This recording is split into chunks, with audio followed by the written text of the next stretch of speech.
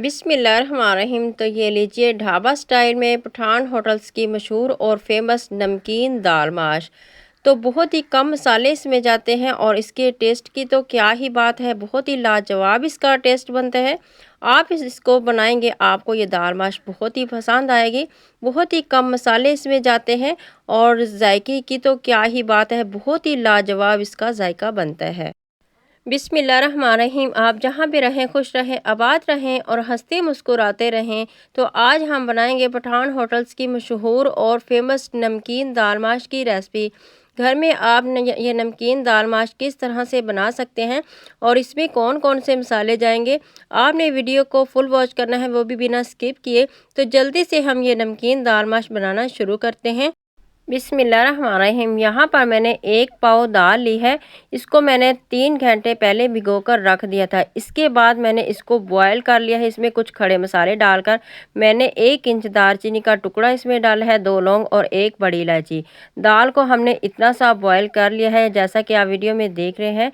तो अब हम इसका मसाला रेडी करेंगे। इसके लिए मैं डाल देती हूँ पैन में 2 बड़े चम्मच घी। नमकीन दाल में थोड़ा सा घी ज़्यादा ही इस्तेमाल किया जाता है, आप ऑयल का भी इस्तेमाल कर सकते हैं। घी जैसे ही गर्म होगा, 1 छोटा चम्मच मैंने इसमें डाल दिया है साबुत ज़ीरा। ज़ीरे को थोड़ा सा कड़कड़ा लेंगे, इसकी बहुत ही प्यारी खुशबू आती है। इसके बाद हम इसमें डालेंगे 1 चम्मच लहसुन अदरक का पेस्ट। तो लहसुन अदरक के पेस्ट की भी हम अच्छे से भुनाई कर लेंगे और ये दाल माश बहुत ही मज़ेदार, बहुत ही लाजवाब इसका जायका बनता है और बहुत ही कम मसाले इसमें जाते हैं। और अब मैं इसमें डाल देती हूँ 6 से 7 मेरे पास है ये सुर्ख वाली गोल मिर्च। ये हम इसमें डालेंगे और इसको भी घी के अंदर थोड़ा सा फ्राई कर लेंगे। इसका बहुत ही आला जायका बनता है दाल माश के अंदर और दिखने में भी ये बहुत ही खूबसूरत लगती हैं।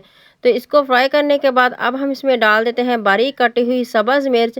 यहाँ पर मैंने 4 से 5 सब्ज़ मिर्च ली है। नमकीन दाल माश में सब्ज़ मिर्च थोड़ी सी ज़्यादा इस्तेमाल की जाती है।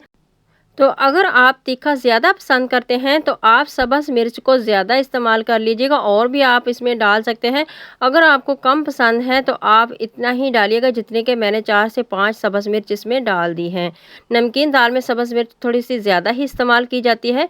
इस स्टेज पर मैंने इसमें 1 छोटा चम्मच डाल दिया है काली मिर्च का पाउडर और साथ ही हम आधा छोटा चम्मच डाल देते हैं नमक।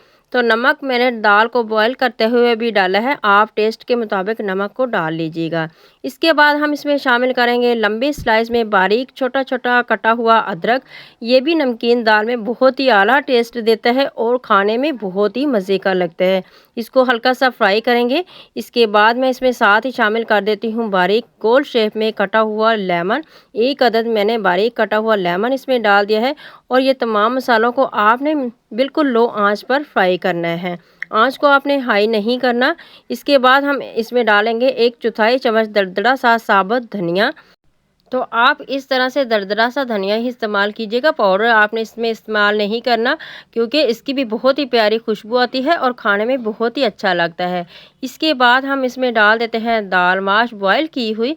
मैंने दाल माश को पहले से ही बॉयल किया है क्योंकि अक्सर वीडियो थोड़ी सी लंबी हो जाती है तो आप फिर स्किप कर देते हैं, इसलिए मैंने दाल माश को पहले ही बॉयल कर लिया है। और आपको मैं बता चुकी हूँ कि आपने 100% दाल को बॉयल कर लेना है।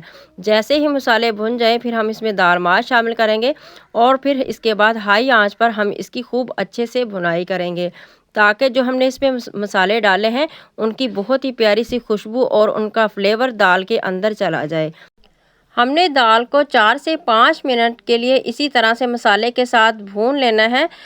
हाई आंच पर हम इसकी भुनाई करेंगे ताकि जो दाल के अंदर पानी की थोड़ी सी नमी है वो ख़त्म हो जाए और ऑयल सेपरेट हो जाए। अच्छे तरीके से हम इसकी भुनाई करेंगे और ये दाल माश की बहुत ही प्यारी सी खुशबू आती है और बहुत ही कम मसाले इसमें जाते हैं और ये सेहत के लिए बहुत ही बेस्ट रहती है क्योंकि इसमें बहुत ही कम मसाले जाते हैं।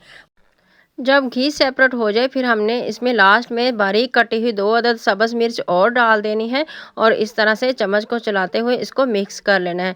अब आंच को मैंने लो रखा है और ये जो खड़े मसाले हैं आप इसको डाल भी सकते हैं, ये अपना काम कर चुके हैं।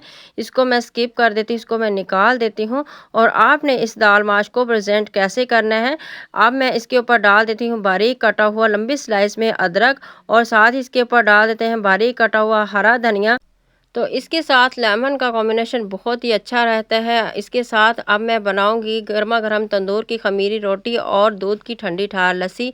तो ये दाल माश मैंने आपके साथ शेयर की है। घर में मैंने फरमाइश पर ये दाल माश आज बनाई है। तो आप भी इसको एक मरतबा ज़रूर ट्राई कीजिएगा, आपको ये बहुत ही पसंद आएगी। बहुत ही लाजवाब इसका जायका बनता है, बहुत ही कम मसाले इसमें जाते हैं और बहुत ही कम वक्त में बनकर यह तैयार होती है। तो ये देखिए मेरे अल्लाह की शान, उसकी रहमतें और नेमतें जो उसने आसमानों से उतारी है हम इंसानों के लिए। तो मेरे कहने पे ये एक मरतबा ज़रूर ट्राई कीजिएगा। आज की रेसिपी आपको कैसी लगी है कमेंट बॉक्स में मुझे ज़रूर बताइएगा।